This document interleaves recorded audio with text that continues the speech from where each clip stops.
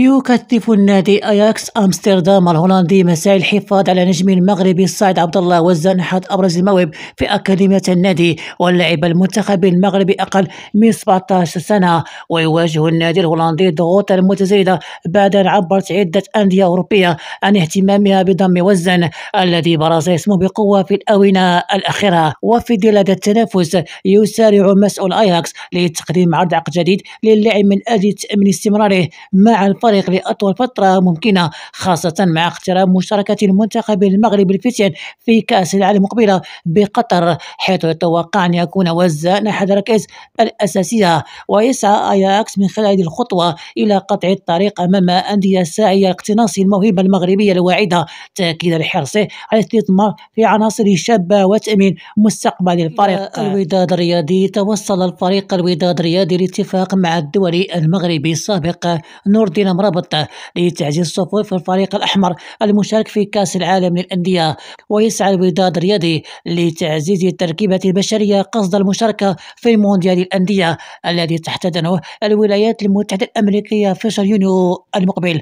وكان الاتحاد الدولي لكرة القدم قد أعلن فتح نافذة انتقال استثنائية للأندية المشاركة في المونديال قصد تعزيز صفوفها بلاعبين جدد. وإلى كريستيانو رونالدو، فجر ناصر الهويدي رئيس السابق للنادي الباطن السعودي مفاجأة مدوية بكشف عن اقتراب النجم البرتغالي كريستيانو رونالدو قائد النادي النصر من انتقال إلى صفوف الهلال السعودي في صفقة من عيار الثقل المنتظر الإعلان عنها خلال الأيام المقبلة. وأكد الهويدي في تصريحات إعلامية أن عقد رونالدو مع النصر سينتهي بنهاية الموسم، ما يتيح له التوقيع لأي نادي في الوقت الحالي، مشيرا إلى أن إدارة الهلال تعمل بشكل جاد على تعزيز الفريق بلاعبين عالميين. وأوضح أن التأخر الإعلان الرسمي عن بعض الصفقات يعود لارتباط أسماء مستهدفة بالمباريات الدورياتهم المحلية، لافتا إلى أن رونالدو سيكون أحد أبرز التعاقدات التي سوف تمنح الهلال دفعة قوية قبل مشاركته في كأس العالم للأندية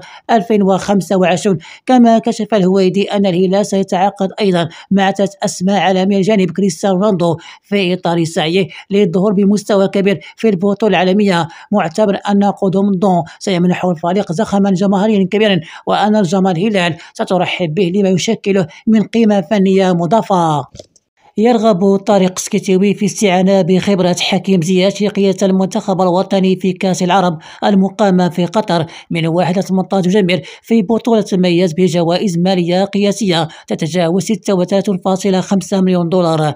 ويستعد طارق سكيتيوي مدرب المنتخب الوطني الرديف لتسطير فصل جديد في مسيرة أسود أطلس باستعانة بالنجم الدولي حكيم زياش 32 عاما ضمن قائمة المشاركة في بطولة كأس العرب المقر إقامتها في قطر من 1 إلى 18 ديسمبر المقبل. وعلمت لوماتان سبورت أن سكيتوي يراهن على خبرة اللاعب وسط النادي الدحيل القطري تعزيز صفوف المنتخب الوطني بهدف المنافسة بقوة على اللقب العربي. ويأتي اختيار زياش الذي يمتلك سجل حافل على مستويين الدولي والأندية كخطوة استراتيجية لدعم الفريق بقيادة ميدانية ومهارات استثنائية. وكان اتحاد الدول كرة القدم الفيفا قد أعفى المنتخب المغربي من خوض تصفيات المؤهلة للبطولة ليضمن تأهله مباشرة إلى النهائيات التي سوف تستضيفها الملاعب القطرية في نسختها القادمة. وتكتسي هذه البطولة أهمية خاصة حيث أعلنت اللجنة المنظمة عن تخصيص جوائز مالية غير مسبوقة تتجاوز 36.5 مليون دولار أمريكي، مما يعزز من حدة المنافسة بين المنتخبات المشاركة. عبر التونسي معين الشعباني مدرب الفريق نتبكن عن استياء من ظروف الاستقبال التي حظي بها الفريق.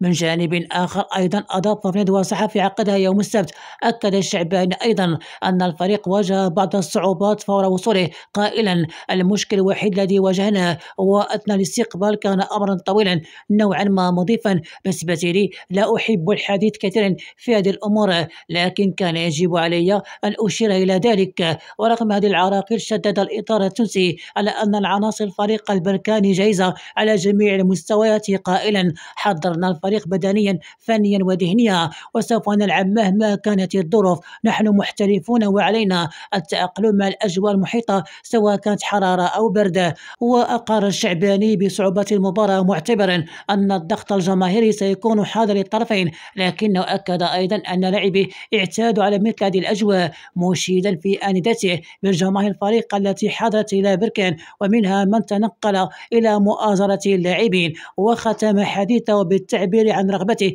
في التتويج باللقب لإسعاد الجماهير النادي، مؤكدا: جئنا من أجل 90 دقيقة ونأمل أن نكون في المستوى تطلعات جمهورنا.